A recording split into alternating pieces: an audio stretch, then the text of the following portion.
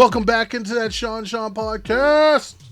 Is I, Big Ush, is he, that Cat Daddy, back again, coming at ya. Cat Daddy, what's on your mind? 2 weeks until the draft. It cannot get here soon enough. That way, all the arguments about which prospects are better will somewhat come to a conclusion, but then we'll create the arguments of who did a good draft and who did a poor draft, what was a good selection, what wasn't a good selection. One argument ends while another argument begins, and I can't wait for the chaos. All right, starting up, we're doing tight ends. And to start off, Cat Daddy, who's your number 5 guy? While the tight end class is lacking a true top end talent like Kyle Pitts from last season, I think it makes up for it with the depth. And my number 5 guy is Greg Dulcich from UCLA. Ooh. Good route runner, and he is a threat once he has the ball in his hands. He has a combination of speed and toughness that's going to help him evade defenders and also break tackles. He will need to improve his run blocking to stay on the field during those tough downs, but that's not at all surprising considering that he's a converted wide receiver, and he's been playing tight end for about 2 years now. So give him time, give him coaching, but a lot of potential there. All right. My number 5 guy is Isaiah Likely out of Coastal Carolina. Yeah. Go ahead. Look at me sideways. Yeah, I said it. Anyways, undersized guy. Got a lot of athletic ability, which did not show up in testing. But it does show up on tape. He's got great hands. He is purely a receiving threat. This guy can't block worth a gosh darn.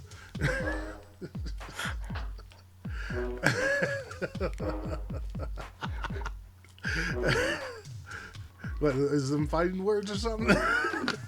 You're going to start a fight with me and the Coastal Carolina Chanticleers. All right, number 4. All right. Number 4 for me is going to be another guy from the West, Kade Otton from Washington. You haven't heard much about him, at least not this postseason, because he has had an ankle injury, cut his season short. It's prevented him from participating in the combine, but he is going to be a steal for whatever team drafts him. He's an excellent route runner. He's capable of running the full route tree. He's also what else he can do? He's an excellent blocking.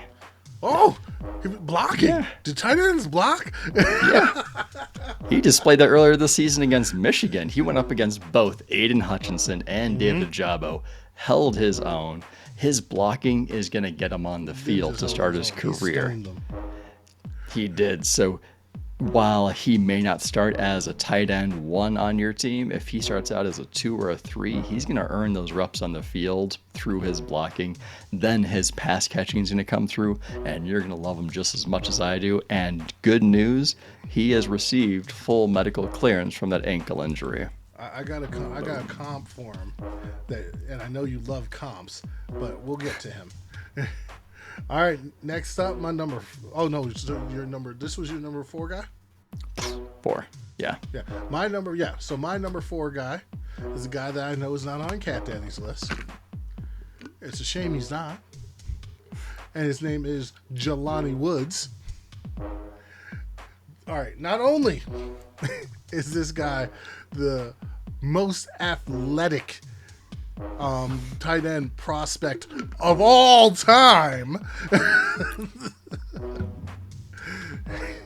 he also, like, this guy's career, like, surge has been really interesting because when he started out at Oklahoma State, was it?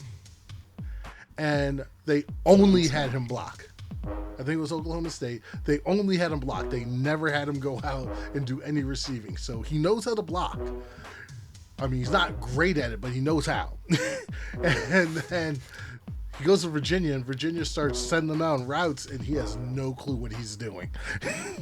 He has no clue what he's doing, but you can see the athleticism. And then once he gets the ball in his hands, did I mention this boy is 6'7"? He is a massive, massive dude, and people just can't take him down. There's no, like, he's not even using his athleticism. He just runs through people. He's probably the most intriguing prospect in this draft in terms of, like, maybe overall, just because you have no clue what his ceiling is. Floor might be a little low, but this ceiling is high, and if you can develop this guy, he could be a massive stud somewhere. Oh, also, did I mention his physicality is unmatched? So you're saying he is created in a lab in Area 51? Somewhere. All right. So we're going to number 3. I have Jeremy Ruckert, Ohio State. Shame on you, sir. Shame on Ohio State and their offense for not doing much to feature or include their tight ends in the passing game, which is a shame when you have a talent like Jeremy Ruckert. However, Ohio State's offense also has talents like Chris Olave, Garrett Wilson, both of whom are draft eligible this year, as well as Jackson Smith and Jigba and Travion Henderson. You can see why he didn't get a lot of targets, but it's still a shame he didn't get more. And I think there's another wide receiver that's pretty dope, but hey. Anyways. Yeah, but what do we see from him? We saw good hands in a red zone target, so his blocking skills are going to get him early reps as a rookie. He will do well in an offense that features a lot of play action or wants to feature play action more. Have him engage in an early block, let him slip open in that next level of the field, then boom, you got a reception. So. All right, so my number 3 guy is Kade Otton out of Washington. I was going to say my comp for him, since I know you love comps so much. It's a joke. Cat Daddy hates comps. Anyways, I do. My comp for him actually is Jason Witten, believe it or not. He's got a lot of Jason Witten to his game. He can block really well. He has that little subtle, route tree that he runs. There's one thing he has to learn that Michael Irvin taught Jason Witten. Kade Otton has a tendency to full-blown push off. Just full arm extension. Just get off me, bitch.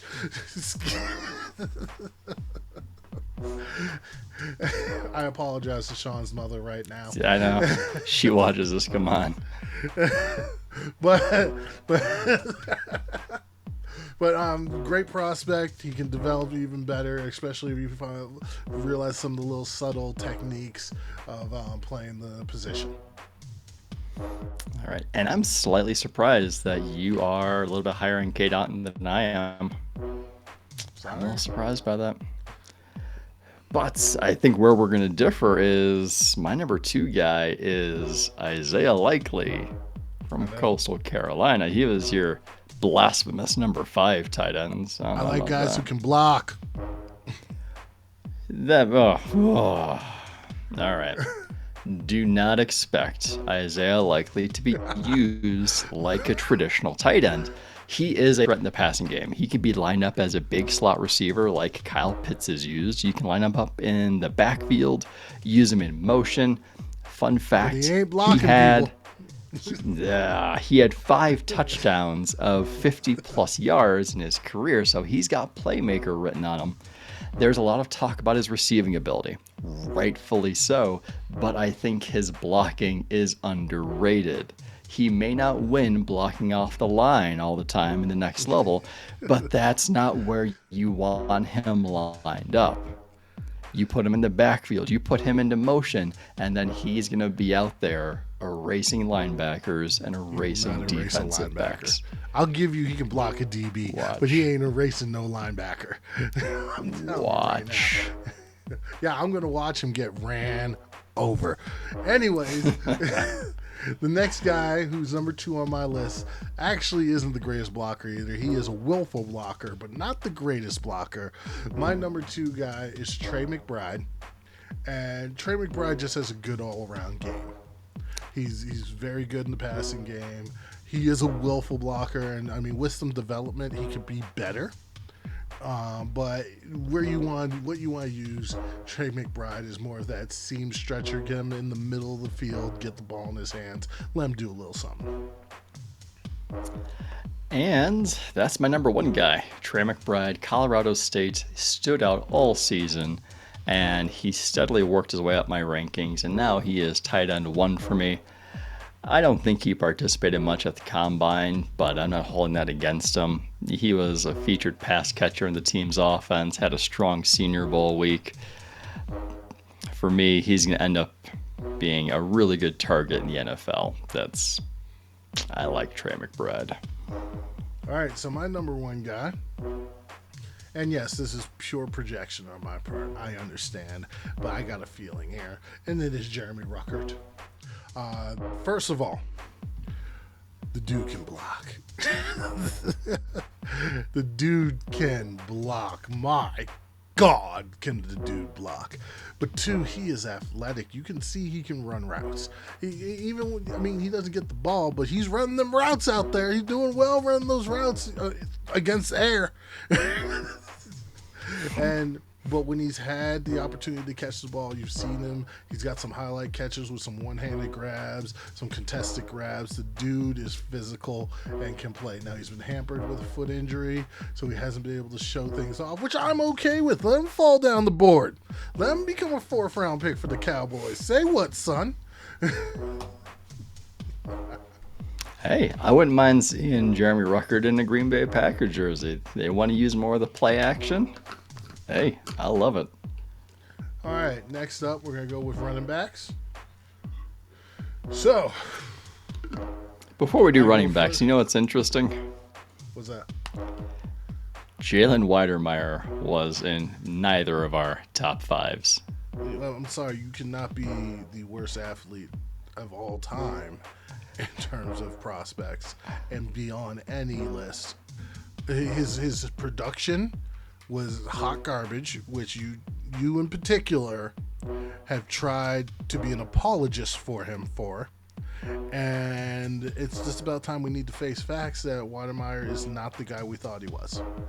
No, I gave him the benefit of the doubt for most of the season. The starting quarterback was injured. We saw some more drops than usual. But then you're watching and his blocking was subpar. The combine pro day numbers were ridiculous for all the wrong reasons, and that's where I had to draw the line. No, but that's the big thing. Okay, let's say he's slow. But you cannot be slow and a bad blocker. You can't. No, if you're expected to be you can't do that. You can't run the same 40 as DeMarvin Leal and not be able to man up with someone who's half his size. I'm sorry. It's just... And Weidemeier's a big dude. It don't make no sense. With that speed, he would not be able to create separation from any safeties or DBs, and he'd have even a hard time separating from linebackers. I mean, you have the tape plus the measurables means that he just failed to develop his game this year. All right, so I'm going to start off the running backs, and with my number 5 guy, I'm going to stick to keeping my guy on this list. I don't care what anybody else says. I think this guy's going to be a stud in the league. If he isn't, I will die on this hill, and that is Zamir Zeus White. I think this dude is awesome, so I don't care. He's on my list. He's strong. He's powerful. He can catch the ball, even though Georgia, for whatever reason, did not want to throw him to him. It's my number 5 guy. All right, so my number 5 guy is also from the SEC. It is Florida's Damian Pierce. We didn't get to see much of him during the season because he was splitting reps. But after watching the Senior Bowl week, that appears to be Florida's fault, not his fault. It wasn't because of his ability or inability. He didn't get on the field. That's just how Florida operated. This is the issue with a lot of these guys. Zamir, then there's Zamir's running mate who's not even on probably either of our lists. Then there's the guys at Oklahoma who had this, Yeah, but when he was given the opportunity, he showed up. And one of those opportunities was at the Senior Bowl week where he started turning a lot of heads, mine included. And we saw a violent and elusive runner. He did well with pass catching, pass protection. I like what I saw. I just didn't let the Senior Bowl taint or necessarily affect my opinion on the rest of my guys. No, I liked what I saw at the Senior Bowl. I liked it, especially pass protection. He may not be a starter right away, but I love the potential that he has. Speaking of pass protection at the Senior Bowl, and a guy who was awesome throughout the year, my number 4 guy, Brian Robinson Jr. Holy cow, big boy coming through. This is a big mamma jamma running downhill. Makes me think of who's Brandon Jacobs who used to play for the Giants. I'm not really comping him to him. It just makes me think of him. There's this dude that you're not stopping him. I mean, Brian Robinson getting a couple yards regardless of how you feel about things. He's also pretty shifty for a big dude.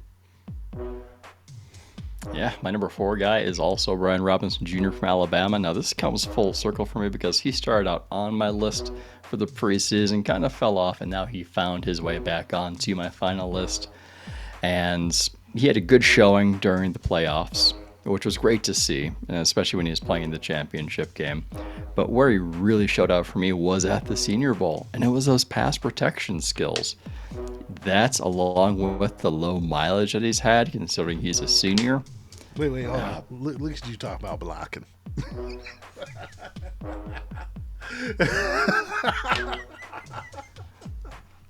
I loved watching the clips, the tape of both Damian Pierce and Brian Robinson taking on defenders one-on-one at the end of practice. Look at Cat Daddy caring about that blocking. That's what I love to see.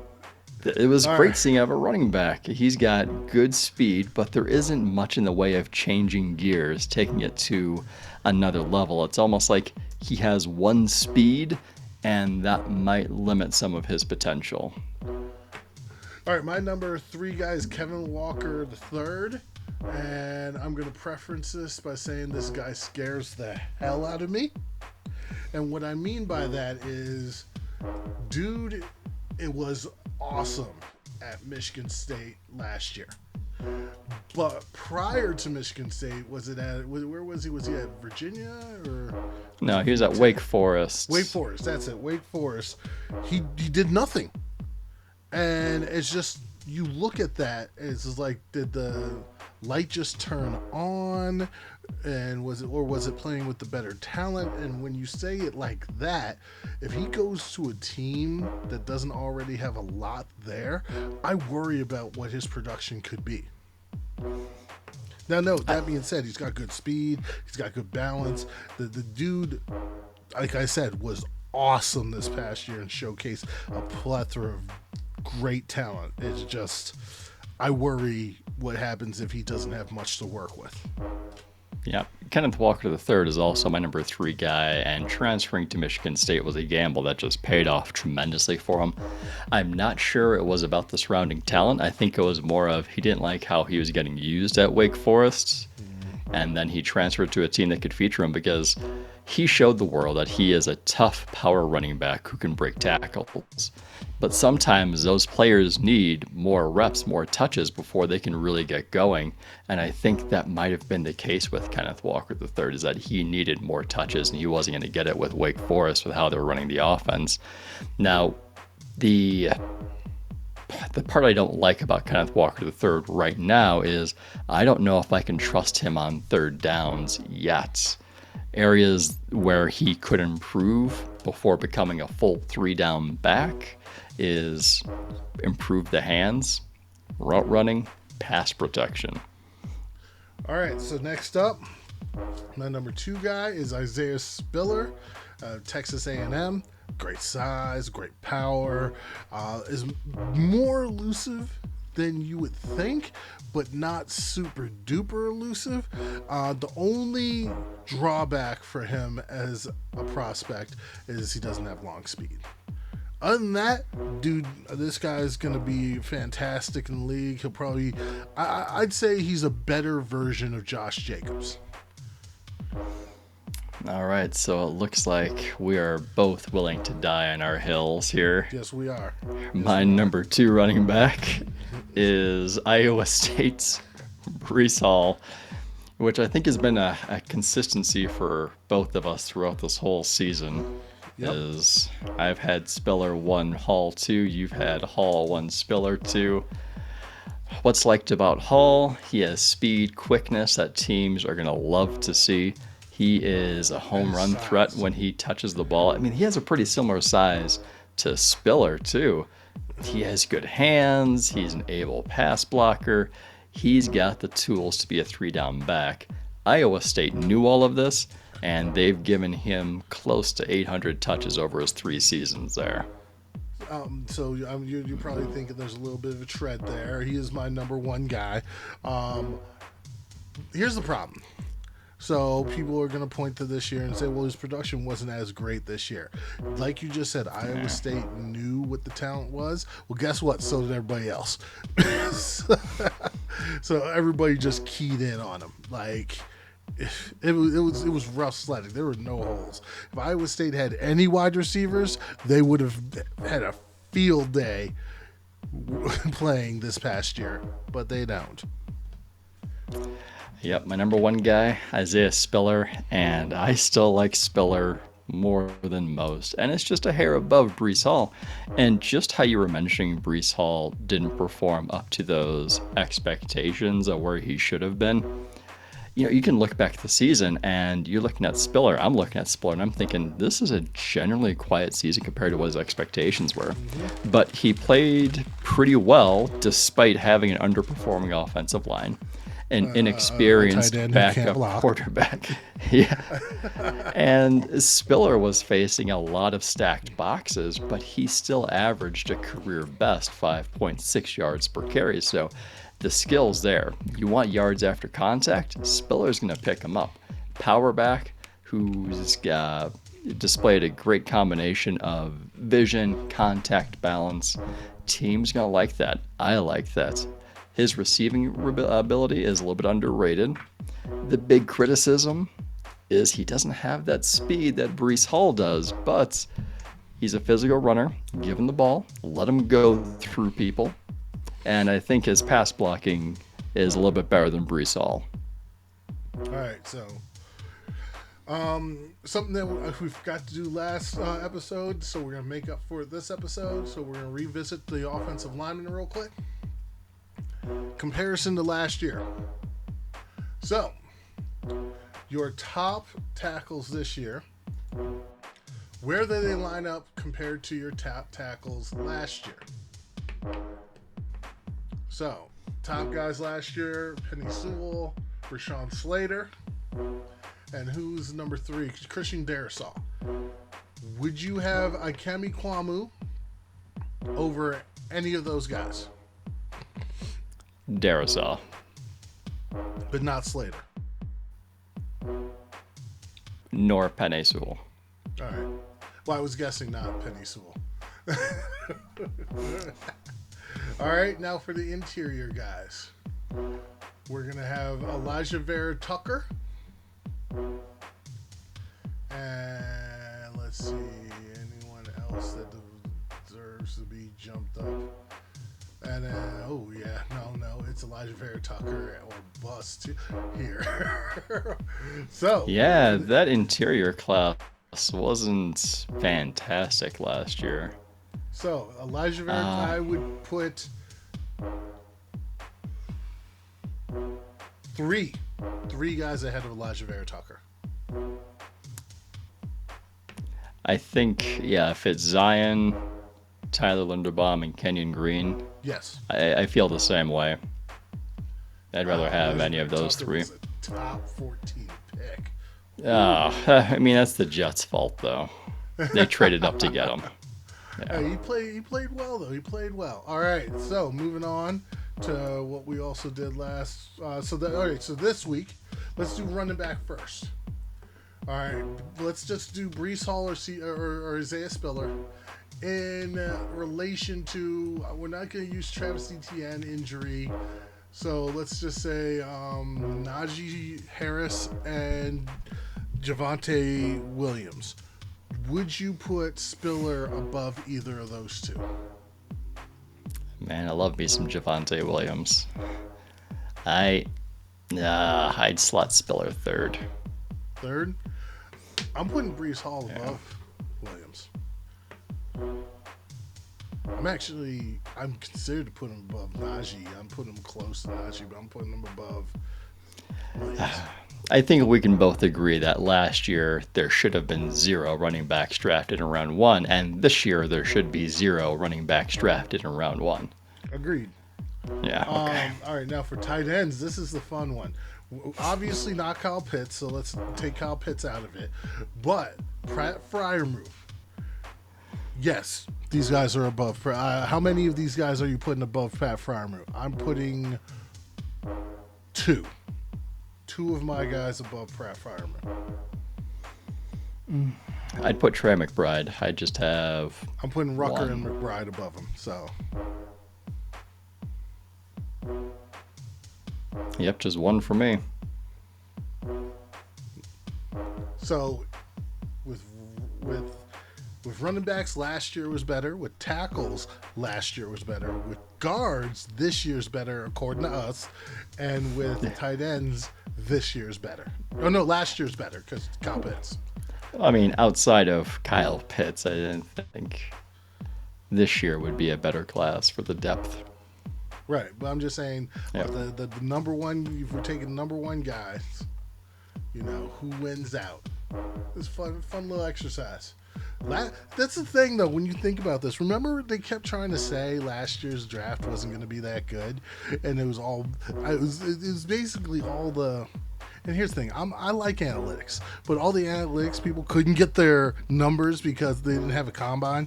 So they're this draft's going to be awful. We didn't see these guys play. We don't have their numbers. Oh, this draft's lacking for talent. And then it turned out that draft was busting full of talent. It's just like, just because these guys who their whole lives are based on numbers say that there's no talent in the draft doesn't mean that it's true. I don't think last year had as much depth. I think last year had more top-end talents. I mean, you had Trevor Lawrence, Zach Wilson, Pitts, Chase, Waddle, Sewell, Horn, Surtain. I think the top-end talent for last year's draft was there. And the depth, At the depth same wasn't time, quite as we good. don't know yet because you can't tell the depth until like how many years later, No, we're professional amateurs. We know. We can guess. No, we're professional guessers. Let's be honest here. I like calling myself a professional amateur. We're Okay. professional amateur guessers. I mean, anyways, you get what I'm saying. Because I'm looking at this draft. There's players in later rounds that could become something. Let's see what happens. Yeah, we got 2 weeks. Looking at Marco Wilson from the Cardinals, he had a heck of a year. He didn't throw any shoes across the field. I'm so proud of him. Let's see what Larry Borum does for the Bears coming into this year. Tyler Selvin for the Bengals, he was a contributor. There's Amon-Ra St. Brown winning the 4th frickin' round. Jabril Cox for the Cowboys. I'm just looking at the 4th round right now. Baron Browning for the Broncos played very well, or well enough. That's all I'm saying. Let's see. Let's see. That being said, and that's how I'm gonna end my part of this. People, just because someone who is supposed to be smart says something, don't make it true. When it comes to the draft, there's no real fact to this until it happens. And when it comes to these prospects, they're not good until they are. And as Cat Daddy here can probably agree, situation and coaching matters. So what talent is around a player, and what talent is around a player, and what talent what coaching they get matters. Yes, there are some unicorns out there, like, dare I be a homer and say Micah Parsons, who is just going to be good because he's just that dude. But some other players need to be coached up. It's just what it is. Anything to add, Cat Daddy? I can't top that. Fair enough. That's all she wrote, folks. We'll see you on the flip side.